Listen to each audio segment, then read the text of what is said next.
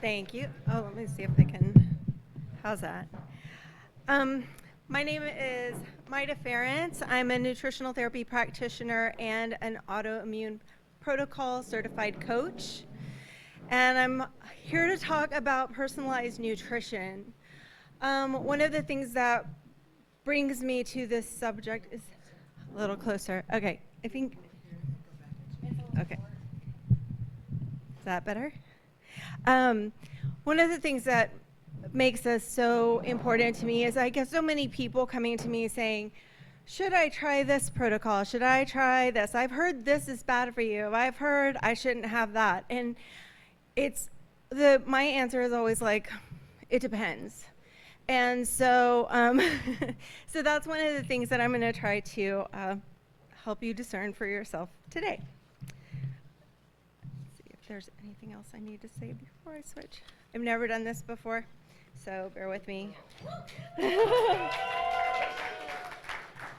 So, why I'm here. I hope to invite you to unpack some of your own ideas about nutrition, and also to build some compassion for the people around you. And I want to invite a curious and experimental mindset around your dietary choices. All right, so if I use the word diet, I'm not talking about a restrictive diet, I'm talking about a manner of eating. I wanted to be really clear about that today. All right, so I have a question for you. How many of you have ever or known someone who, so you don't have to call yourself out, changed your way of eating, felt better, and then gone around and said, you should do this. You should eat like I did. Or you've heard someone else saying that to you? Yeah, pretty much everybody, right? So I've been guilty of this as well. And especially once I graduated from the nutritional therapy program, I learned so much about myself and I felt so much better. I mean, I'm 53, I have no aches and pains. I used to have migraine headaches, I don't anymore. My digestion's completely changed. And then I realized what I was getting wrong. And this was it. Things I hadn't considered. Your body is different than mine. Do the people I'm talking to have a history of disordered eating? Do they have the financial resources? I'm a little embarrassed to say I didn't even think about this until maybe 2020. Does this way of eating exclude their cultural foods? I hear this in various cultures, like all of a sudden rice is demonized, and so, which can be very isolating too when you're having family gatherings and you're wanting to take care of yourself at the same time. Does it fit into their lifestyle? Who are you talking to? Is it a single mother? Is it someone, a two-parent household that are both working full-time? Or is it someone who stays at home and has time to prepare 3 meals a day? Do they have access to the foods that I'm suggesting that they eat? Do they have the emotional bandwidth to make the changes I'm suggesting? Is this a suggestion in alignment with their ethics? Now, there's lots of talk back and forth whether it's better to eat animals or not eat animals. That's a very personal choice, and I like to stick with what the person chooses for themselves. Have they expressed a desire to change how they eat? We forget that one. And have they asked for my opinion? And what I'd like to add on to that is, do I know anything about their physical condition? Do I know about what health concerns that they have, what they're dealing with? Even with my own clients, I ask hundreds of questions, literally hundreds of questions, as we start diving into and experimenting with what it works best for them.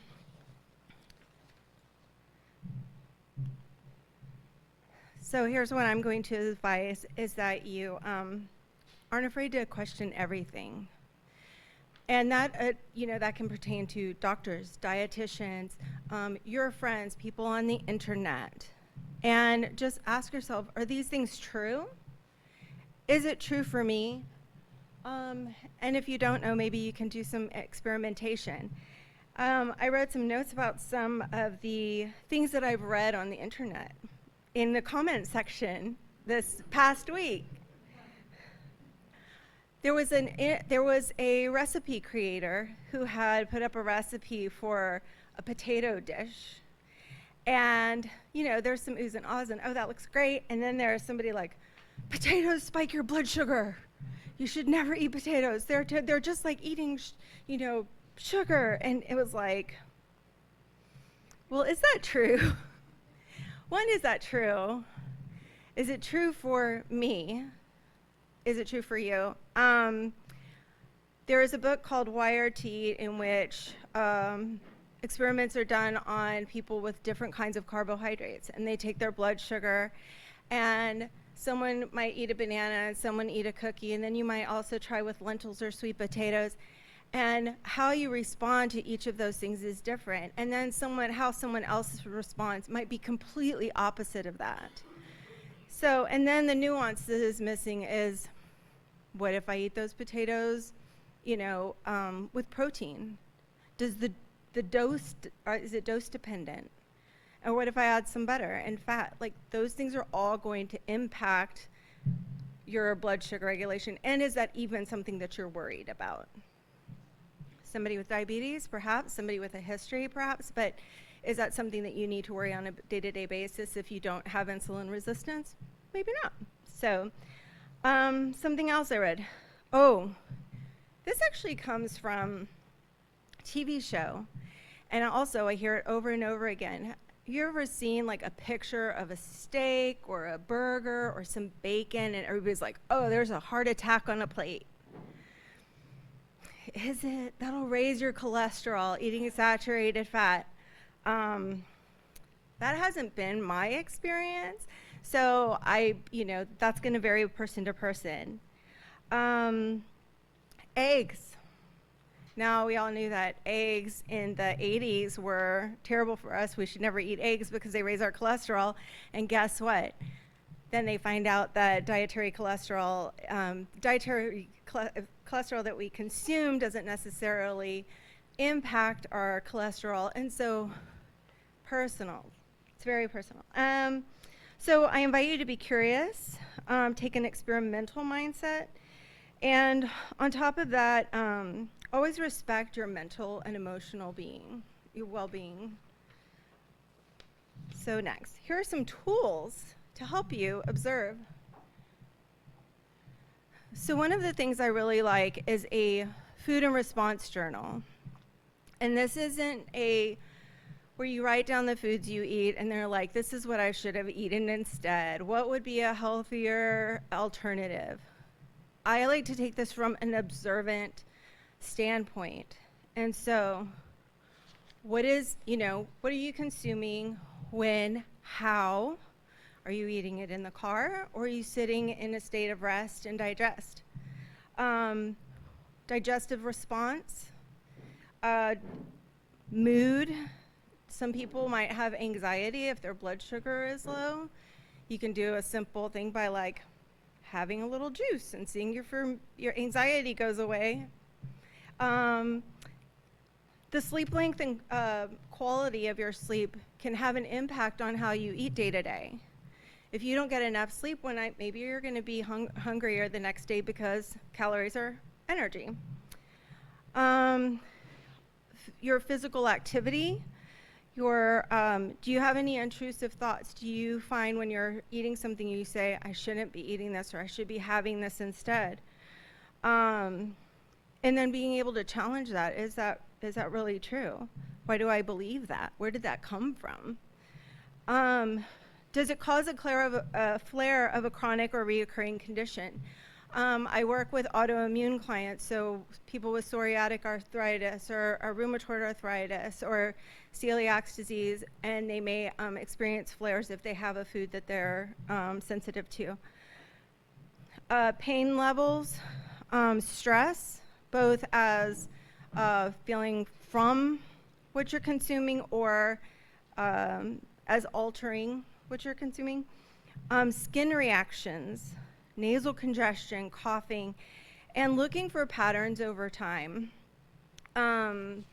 Typically, I'm not going to get a lot of information from one day, but then you can gather more information when you start to see a pattern. An example of this is I had a client who, in the morning, if she had like, if she would have like a muffin for breakfast, then perhaps at 2 o'clock she was like, all of a sudden I'm feeling really anxious. And then, but if I saw she had a more varied diet in the morning, more protein, then she felt fine. And so we started to see this pattern. Now, if I had only seen it in one day, we just think, oh, well, she was feeling anxious about something. But when you start to see that as a pattern, then you can see that perhaps there's low blood sugar. And I'm going to talk about some tools to find things. But you can start to take control of how you're feeling when you start to notice these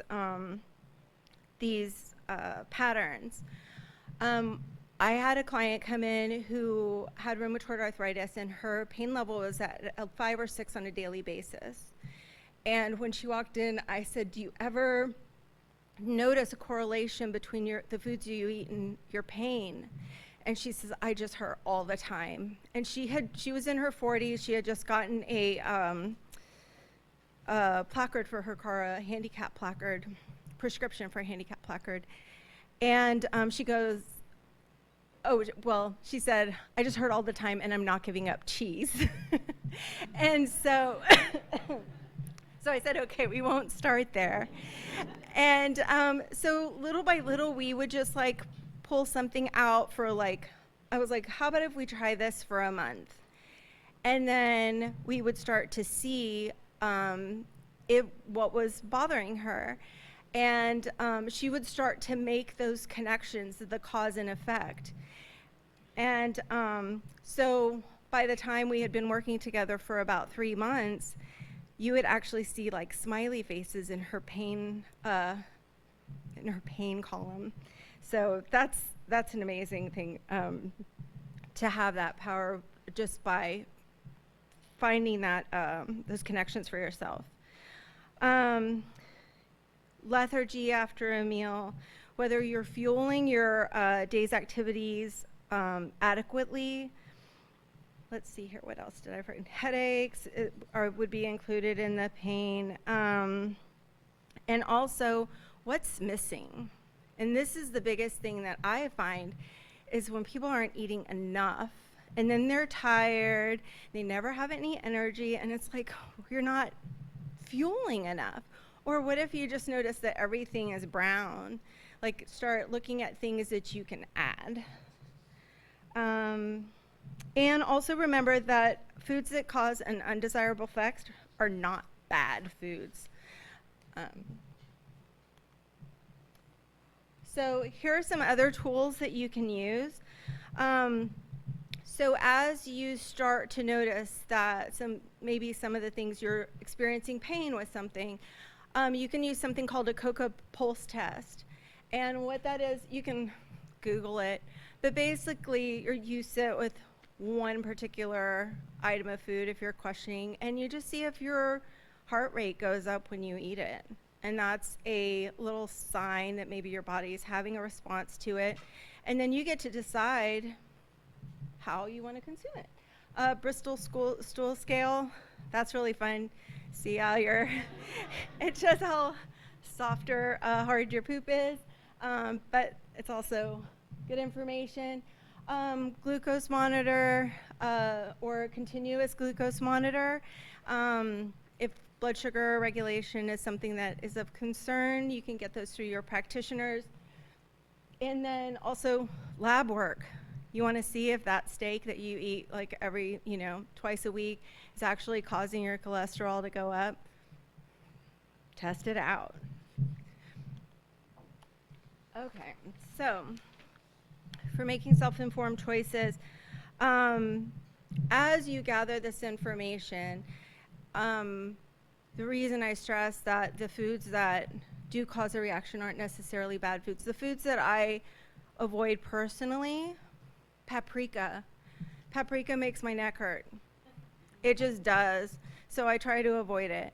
Almonds, like there's foods that are nutrient dense, tomatoes, things like that are nutrient dense that you don't need to avoid. You want to have as much variety in your diet as you possibly, so you can enjoy it. It doesn't make it bad, but then you get to decide, is the stress of avoiding the food greater than the impact? And a personal example is I was in Santa Fe last year with my sister for her 60th birthday, and she wanted to go to this restaurant that was a James Beard award-winning chef. And I went in there and I was like, if I try to avoid nightshade spices, it's just not going to be a pleasurable meal. And so I looked at my plans for the next day, and all I was going to do is get on a plane. And if I'm like, okay, I know it, I usually respond this way. And if I do, it's okay. It's not going to impact my day. And so I got to enjoy my meal and really savor it and not sit there thinking I shouldn't be having this, because I made a self-informed choice. And as it turned out, I felt perfectly fine the next day. So, and are you making a choice based on self-care or self-judgment? Is a change nurturing or harmful to your mental and emotional health? And things to look out for too, or is it isolating? Are you not going to a party because there's not going to be anything that fits into your, self-prescribed plan? So one thing I suggest is consider cleaning up your social media feed. Because I see this, if you look at your feed now, how we're inundated with messages of, prescriptive plans, and this is the right way and this is the wrong way. That's why I hear so much confusion. You can find what really makes you feel empowered and informed. Or, are the people you feeling make you feel overwhelmed, self-judged, triggered? Do you feel like you're just never going to get it right? You're never doing it good enough? Then maybe you can cut them from your feed. Here are some accounts I love. If you're interested, you can snap a photo. There are men and women, registered dietitians, some personal trainers. Let's see here. And lastly, oh, yep. There you go. Sure, that gave me time to get my other page with my hands shaking. Thank you. Okay, so I'm going to go against the grain a little bit and ask if there's any ahas that you had, questions, or maybe an experience that you'd like to share. And also, there's where you can find me. So I'll open it up. The rare time when more of a comment than a question is actually allowed. Thank you. Very good. All right, fantastic talk. Thank you so much. All right, who has the first question or comment?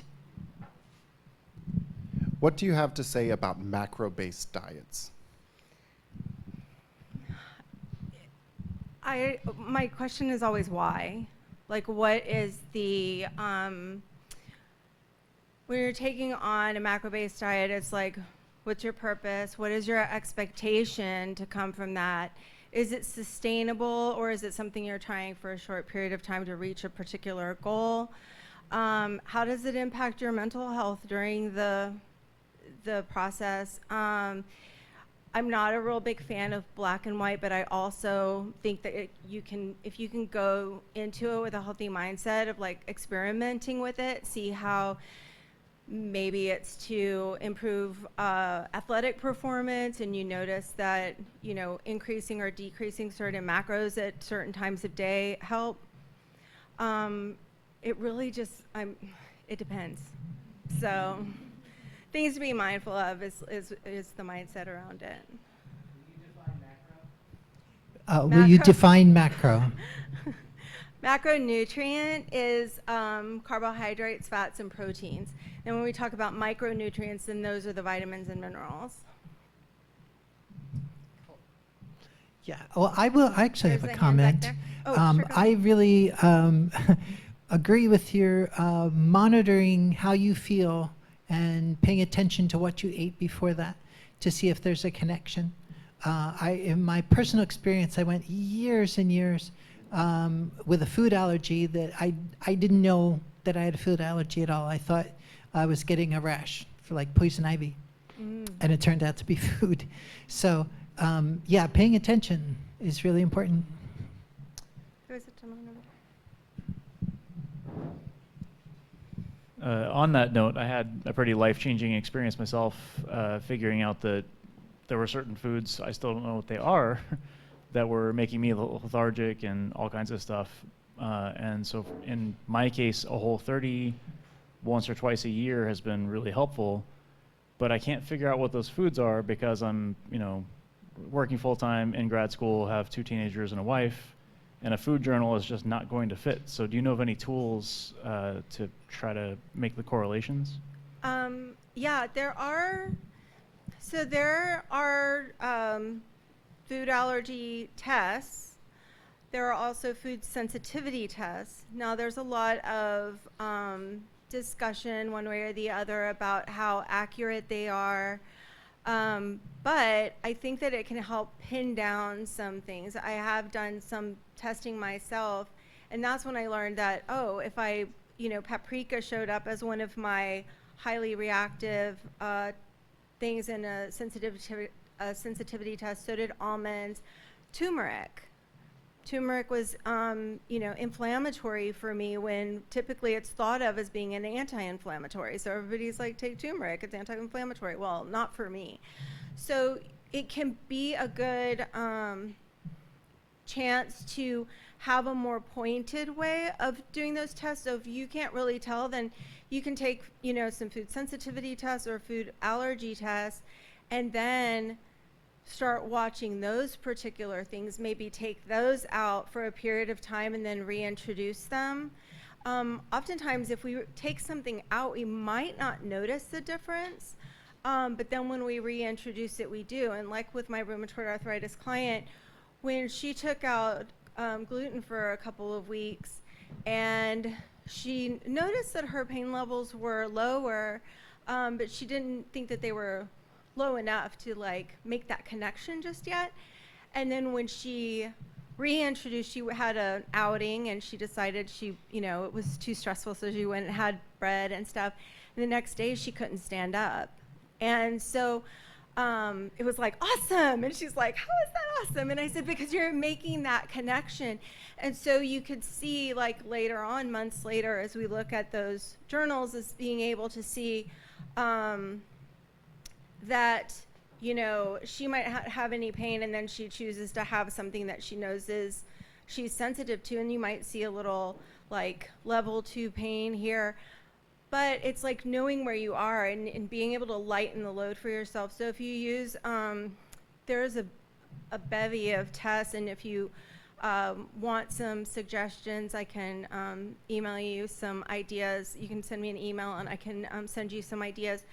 You can get a lot of them actually now through your doctor, but that might just be a great time to be able to pinpoint a little closer some of the responses that you're having to things. So. Okay. Here.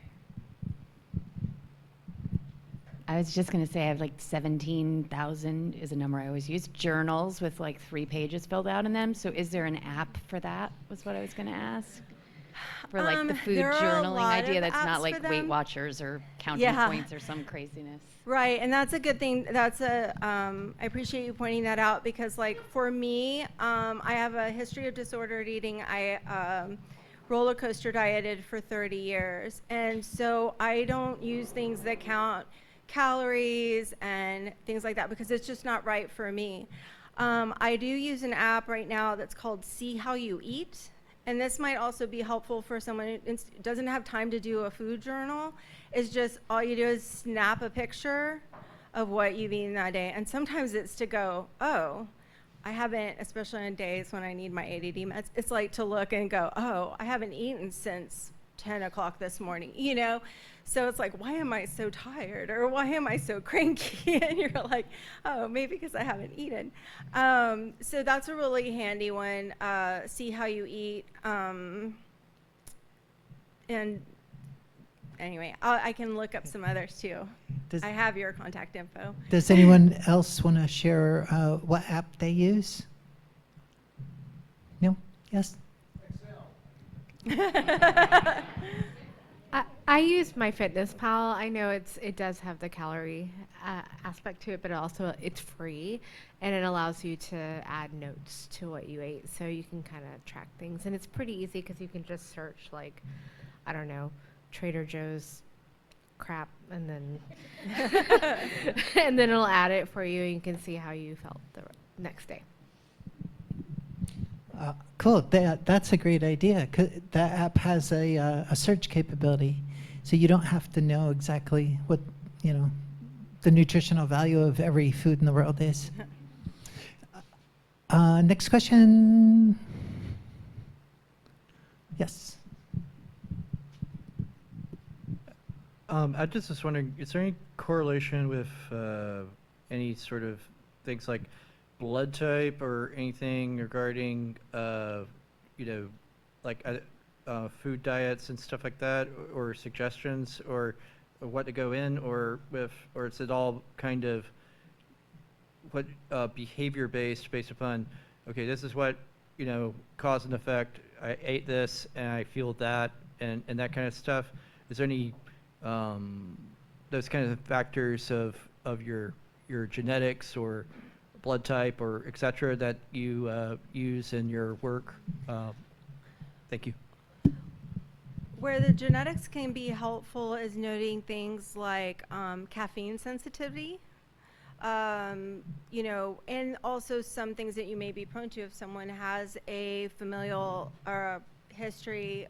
Or like for me, I'm adopted, so it was finding out information that I might be at higher risk for having diabetes. Then I can, you know, keep that in mind as I'm, and also as being something that I watch. As far as if there is a correlation between, say, like a blood type diet and health, I really can't speak to that. I'm not that familiar with it, but as far as any prescriptive diets go in particular, I think the one thing that gets lost is the, what are some of the nuances that that are missing from I feel so much better now that I've started doing this. It's like, but what all is missing? Because maybe it's not everything. Maybe it's just like, it's not necessarily because you went from this to this, but you changed a different behavior.